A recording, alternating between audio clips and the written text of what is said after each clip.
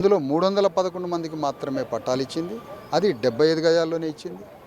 ఇంకా వాళ్ళకు 100 గజాల పట్టాలు రావాలనే డిమాండ్ అంతే ఉంది. ఇంకా మిగతా 100 మందికి బయట ఇస్తామంటుంది. ఇంకా రావాల్సిందేమో టోటల్గా 750 మందికి ఇవ్వాల్సిన పట్టాల్లో ఆ భూమిలో 750 మందికి ఇవ్వాలి. బట్ 750లో 411 మందికి మాత్రమే ఇచ్చింది. రిమైనింగ్ 350 సంగతి ఏంటి? అందుకని మేము కోరేది టోటల్ 750 మెంబర్స్కి అదే భూదాన యజ్ఞ భూమిలో 100 గజాల స్థలం ఇచ్చి రోడ్లు, వాటరు ఫెసిలిటీస్ అన్నీ కల్పించి పార్కులు గీర్కులు బయట ఎట్లున్నాయి అట్లా కల్పించాలి. ఆత్మగౌరవంగా వాళ్ళని అక్కడ నిలబెట్టాలి, వాళ్ళని ఎస్టాబ్లిష్ చేయాలి, గౌరవంగా వాళ్ళకి 750 మందికి అక్కడ ఇవ్వాలి అన్న డిమాండ్ ప్రభుత్వం నుంచి పరిపూర్ణంగా జరగలేదు. కాబట్టి అది ప్రభుత్వాన్ని అడగడానికి నేను నిన్న అక్కడికి వెళ్ళడం జరిగింది. ప్రభుత్వాన్ని అడగడానికి అక్కడికి పోతే కలెక్టర్ గారు అపాయింట్మెంట్ ఇవ్వడు, జాయింట్ కలెక్టర్ అపాయింట్మెంట్ ఇవ్వడు.